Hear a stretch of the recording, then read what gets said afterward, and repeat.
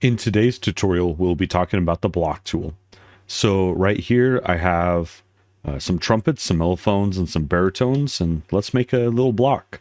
So you may try to just drag your marchers over and make a little block, but that can take some time. This is an okay block. Obviously, it's not perfect, but what we can do is we can select them all and take the block tool, and I'm going to change my snap to step, and I'm going to go ahead and create a little block right here. I click the first corner and then I click the second corner.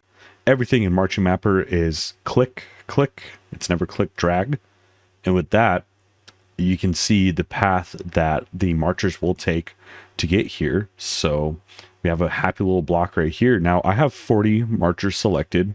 So because of that, it's going to try and figure out how to order these guys in the best way possible. So it did 4 rows and 10 columns.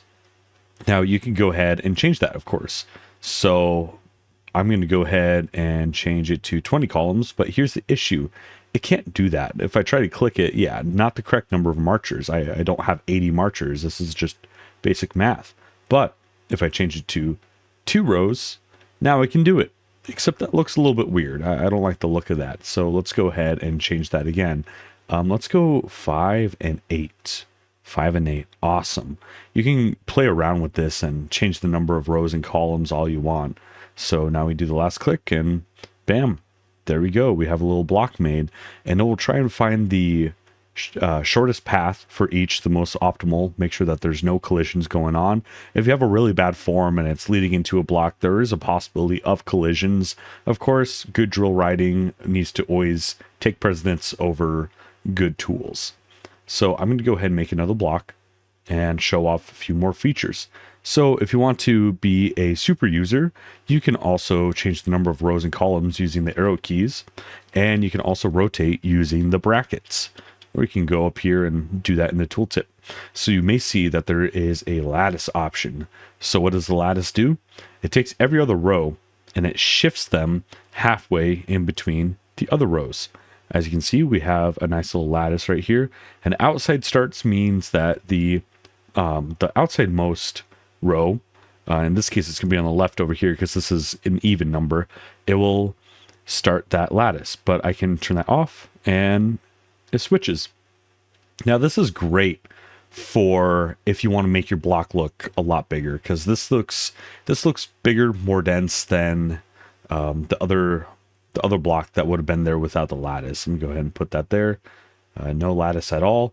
When you do the lattice, it changes the overall shape of it. So this is a very good trick for if you don't have a huge number of marchers and you want to make it look a little bit bigger. So that's a nice little thing. From there, of course, you can, as always, rotate, stretch, do whatever you want to do to change your block. But yeah, that is the block tool. It's great for alignments as well. So if I want to go ahead and let's say I want to take this and create a line right here. Forgot to grab him. Oh well.